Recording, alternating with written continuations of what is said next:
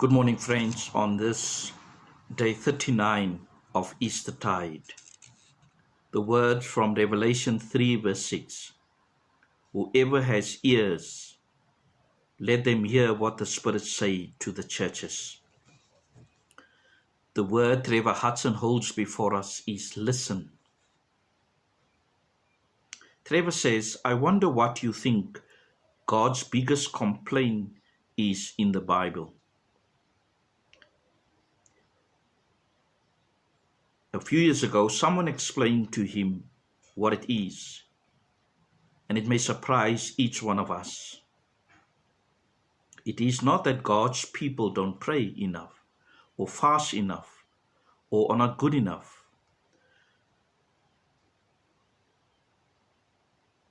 But the word listen and hear is recorded more than 1,500 times.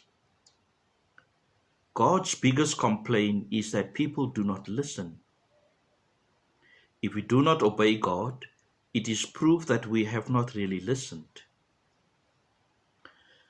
The God we worship is the God who constantly wants us to communicate with us.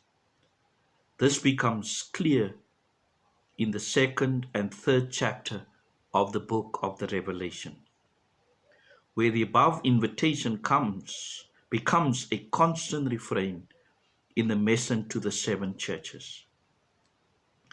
Repeatedly, the people of God are told to listen to what the Spirit may be saying to them. While Spirit-inspired communication can happen in so many different ways and creative ways, the chief means of God's personal communication to us usually occurs through Scripture. Nothing is more important for us than to hear what God may be saying to us through the pages of the Bible. Listen to the Spirit speaks to us in the Bible. We are not inherently good at it. We find it easier to read the Bible to gain more knowledge rather than to hear God speaking to us. And how true is that? God invites each of us to develop our capacity to listen to the Spirit whispering to us. We begin by reading a small portion of Scripture carefully and unhurriedly.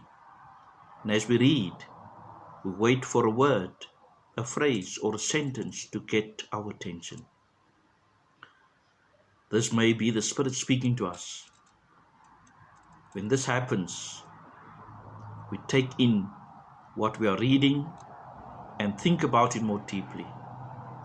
Last, we talk with God about what it may mean for us to live out in our daily lives and what we have heard. Listening and obedience always go together. We listen in order to discern how to live differently. Spirit-filled Easter people are people who seek to listen and obey. Today, practice listening to the Spirit today. Take one of your favorite passages and read it. Follow the simple steps outlined. Wait for a phrase, a sentence to draw your attention. Allow the Spirit to speak to you.